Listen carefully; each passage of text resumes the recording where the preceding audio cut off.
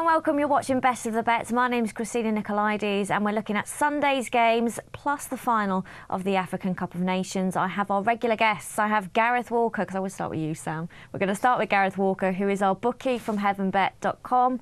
And we've got Sam Dymond, who is our editor and football expert of bestofthebets.com. How you doing, guys? Very well, thank you. Yeah, I always thought you ended with him because you were saving the best for last. So fickle. Gosh, Like the bromance fans. continues. Right, we're going to start with Sunday's games. Manchester United versus Everton. 1.7 for Manchester United. The draw's 4 and Everton are 5. Marouane Fellaini back in goal scoring form against Aston Villa last weekend. He'll be key. He was certainly key when he bullied United all over the place. Off the planet performance. That perhaps the best I've seen all season. On that Monday night, right at the start of the season, he scored in his last 2 appearances against United. But they did slip up defensively, Everton, in their last game. Well, they do have this habit of shooting themselves in the foot, and we are talking about Robin van Persie. But so do United. So yes, true. I think that's the sort of the first way I'm going to take this game. I think there'll be goals again. Maybe not as many as that 4-4 draw, but we've highlighted Everton's knack of being involved in games where both teams were on the target. 21 out of 24, 21 out of 23, I believe they're up to now. And Manchester United haven't failed to score in a home Premier League game since December 2009. A couple of the key issues that I'm looking at for this game. One is that United have got an absolutely massive game in Madrid. So how does that influence Ferguson's thinking for this game? He's got that cushion. Can he afford to take it a bit easier for this game? He's got to be thinking about players that he wants absolutely fresh and absolutely bang on for that Madrid game. So that could be a factor. Look at Everton. The 2 issues recently have been Johnny Heitinga, who's basically been at fault for the last 4 goals they've conceded. And then up front, Nikita Jelavic, finally Moyes has run out of patience and Victor Anichebe's come in. I'd expect him to start, and he's looked like he could really be the deal. He could be a real trump card for Everton towards the end of the season. Yeah. So I think there's enough there to be backing Everton at the price. I say I've been keen to oppose United on the basis that they surely can't keep on churning out these victories when not playing well. But full credit to United, they have been winning all these games. Winning's a great habit to be in. But at the price is certainly much rather be on Everton at 5 than be back in United at 1.7. My prediction is it's going to be a draw. I actually think it will be half as good as last season. I think it will be 2-2. I don't think you're going to get half the price. It's 11.6 for 2-2. 4-4, much bigger if you think that the impossible could repeat itself. Should just remember as well that Everton have got a really good record against the top teams this season. The only one they lost was against Chelsea when they were really unlucky to go down 2-1 up. But if I'm going to pick a bet from this game, I'm definitely going to go. I'm actually going to do something I don't do normally. I'm going to take the 0-0 out of the equation and I'm going to go for a score draw. Oh, score draw, which is 4.9. Yeah, you've got the option of betting on no score draw or score draw. So rather than just getting 4 for the draw, for actual score draw, so 1-1, 2-2, 3-3, 4 or whatever, 4.9. Yeah, clever way of doing it. No chance of it finishing 0-0. Cannot happen. So you've heard what we've had to say about Manchester United versus Everton, but let's find out what Mike Holden thinks. Anything over 4-1 Everton's a fair price, but the area that interests me is the Asian handicap with the 3/4 ball in Everton's favour. Anything around even money on that, I think, is a fairly solid bet because Everton, they've only lost twice all season. They don't lose games cheaply, as they shown last weekend against Aston Villa when the game appeared to be beyond them at one point. OK, so we've heard what Mike Holden's had to say. Gareth, rocking Robin promotion. If Robin van Persie scores at any time in this match, which you'd have to say there's a fair possibility he will, then HeavenBet will refund losing correct score and first and last goal scorer bets on this match. We're going to move on to Aston Villa versus West Ham. Andy Carroll back from since November. It won't be a better opportunity than now for Aston Villa to actually to post 3 points on the board. Admittedly, their form at home. Or you could look at it the other way.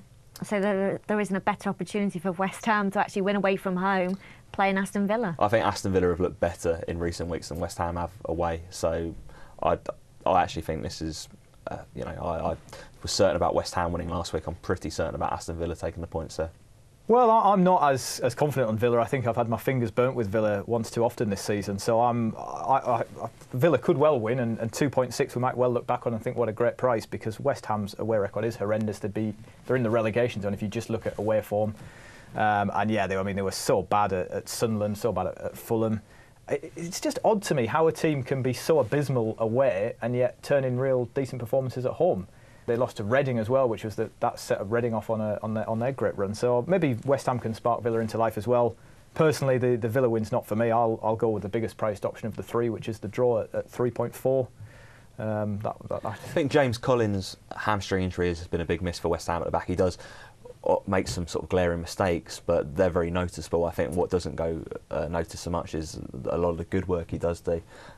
He has been a key miss for them. As I say, Villa's home form hasn't been that good, but if the crowd can get behind them early on and actually lift their young players, then I think they can see them to victory. Okay, and we're going to move on to Liverpool versus West Brom. West Brom haven't won since Boxing Day, so 2 wins in 13 in all competitions. Liverpool have looked good at home in the Premier League lately. They've won the last 3, an aggregate score of 11-0.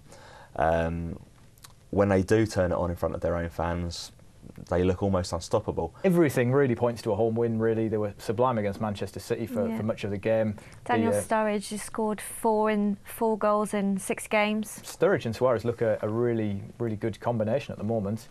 There's absolutely no logic, but just at the prices, surely West Brom have got to deliver something at some stage. Enough question marks against Liverpool.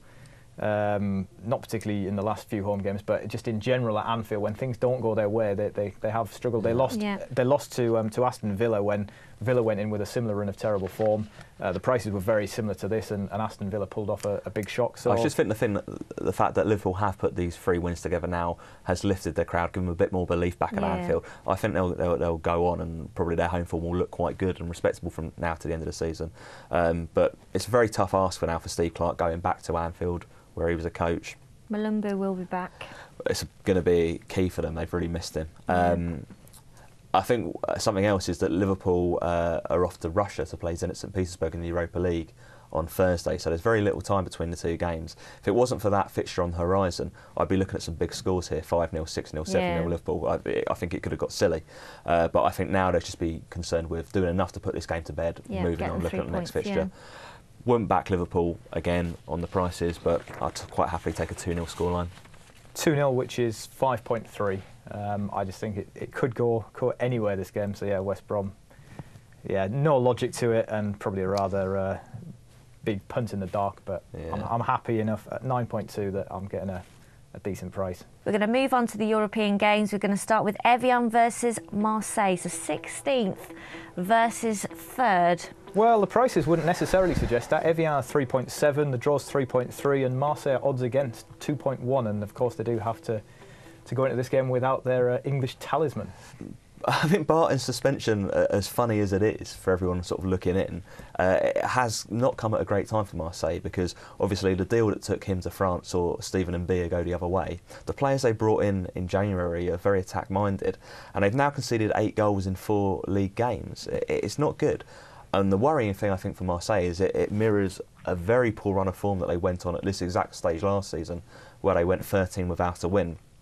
And I think this could really see them drop out of the title race. Funnily enough, that 13-match run last season included a 1-0 defeat at Evian. I would not be surprised to see something similar this weekend.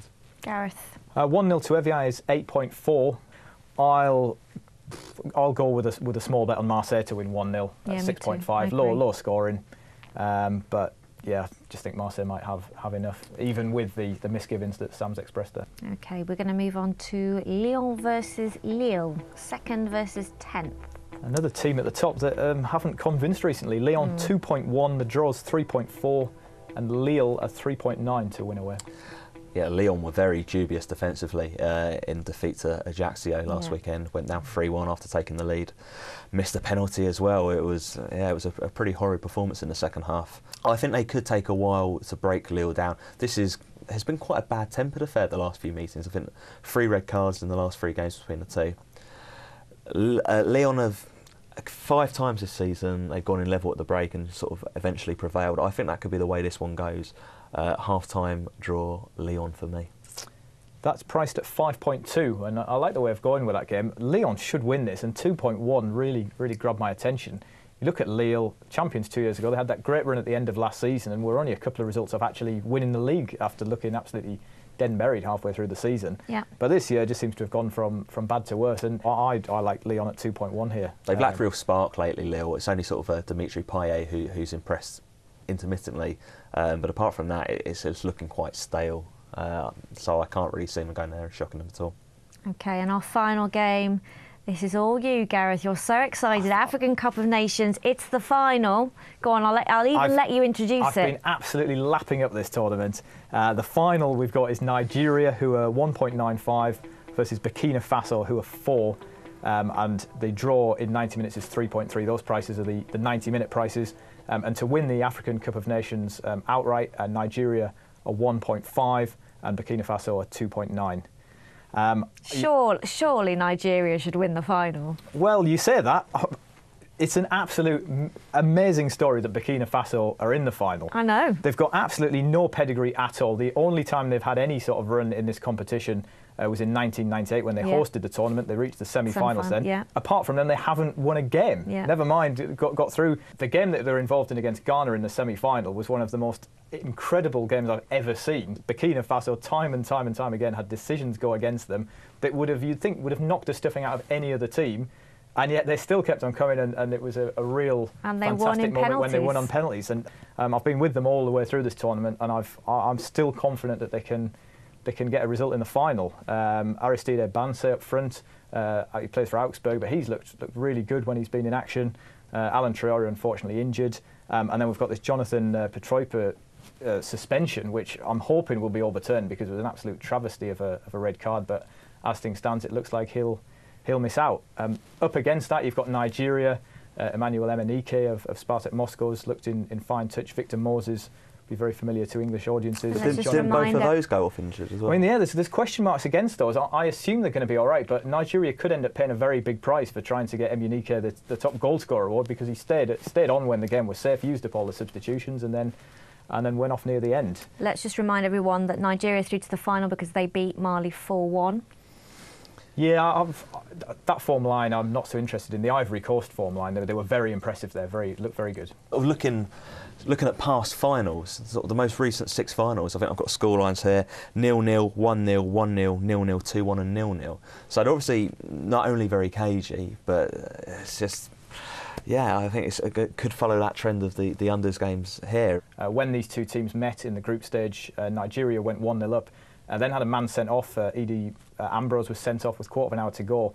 And then they really defended badly. Burkina Faso scored a last-minute equaliser, and there was only 4 Nigerians back defending. So, and Burkina Faso do go to the end. I think a repeat of that 1-1 scoreline would be a fair shout as a possibility for this, with Burkina Faso then going on to nick it in extra time or on penalties.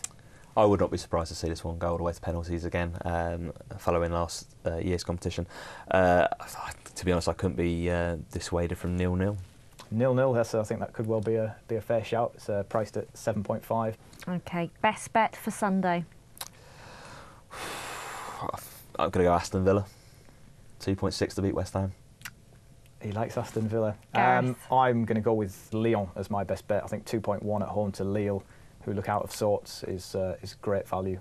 Okay, and I'm going to go for Manchester United to beat Everton 3-2. 3-2 is the best bet. Impressive stuff. 18.5. Okay. Well, that's nearly it for this week. You can catch our Champions League show, and a massive thank you to George Boateng as well, who did actually tweet about our Champions League show.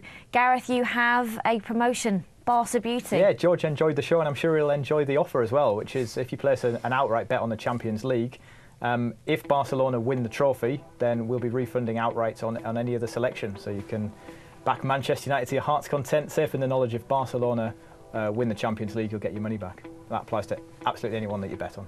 To place your bets on any of these games and more, head to www.heavenbet.com. You can follow us on Twitter. You can tweet us as well, just like George did, at Best of the Bets. And remember, if you want to watch any of this show back, head to www.bestofthebets.com. We'll see you same time, same place next week. See you then.